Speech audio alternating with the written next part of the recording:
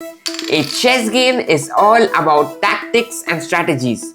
And if you already know what are the tactics that you are going to encounter in your game, then nobody can stop you from winning it.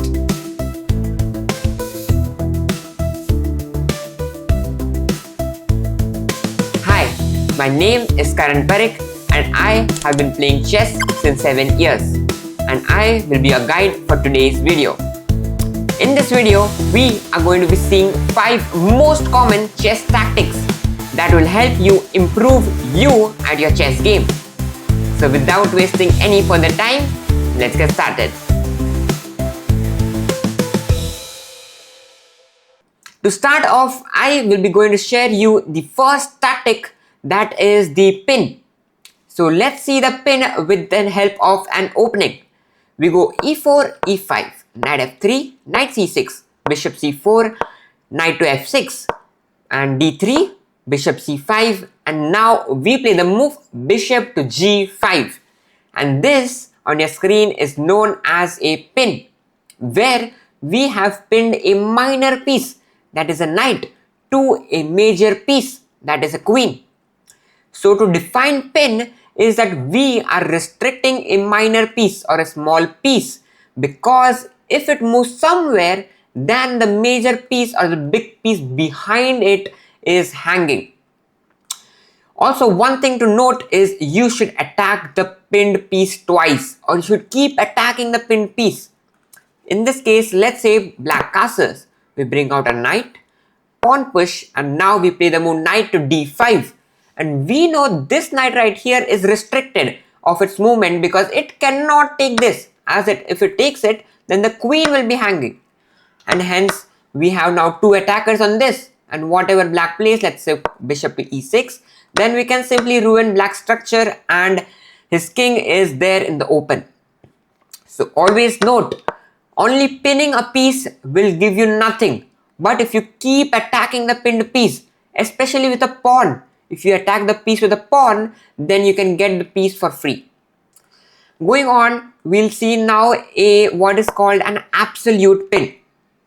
So with this example right here, d4, d5, c4, e6, knight to c3, and bishop to b4. So this is known as an absolute pin, because here we are pinning the knight to the king, but in this case the knight cannot move even if it wants to. In the last case, you can see here the knight could have taken this and given up its queen. But in this case, the knight cannot give up its king, because if the king is lost, then it's game over. So here if white takes, we can even take with a queen, because this knight can never move, because that would be illegal. Correct. So this is known as absolute pin. Now, moving on to the second tactic, we have a skewer. What is a skewer? Okay, so skewer means that it is reverse of a pin, where we attack a major piece. The major piece moves and we get the minor piece behind it. So in this example, you can see white gave a check to the king. The king moved here and another check. Now you can see the major piece is attacked, and wherever the king goes, you get the rook behind it. So skewer is nothing but attack the major piece moves, and you get the piece behind it. Another example of it is right here on your screen, where you can see the bishop and the rook coordinate so well that white can play the move rook to a8. The queen is now attacked, that is the major piece. It cannot take the rook because the bishop will chop off. And wherever the queen moves, then the rook behind it falls. So this was known as skewer. The third tactic is known as the double attack.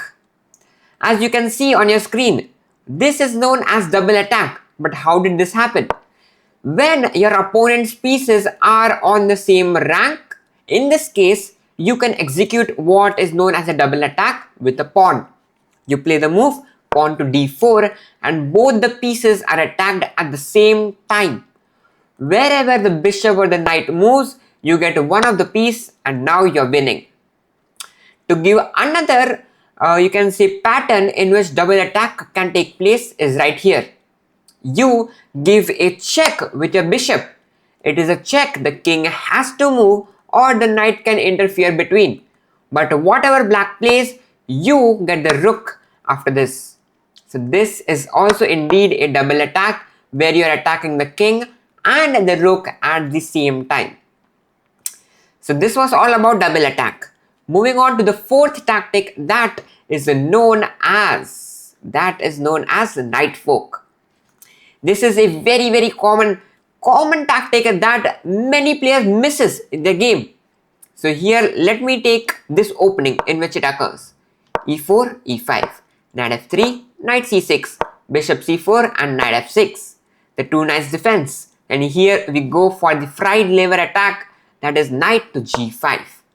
Here if black plays something weird, that is h6, then we can pounce inside with the knight, and this, my friends, is known as a knight fork, because using the knight we are executing a fork, or you can say a double attack, and the knight is piercing inside the black's territory just like a fork, and wherever the queen moves we get the rook.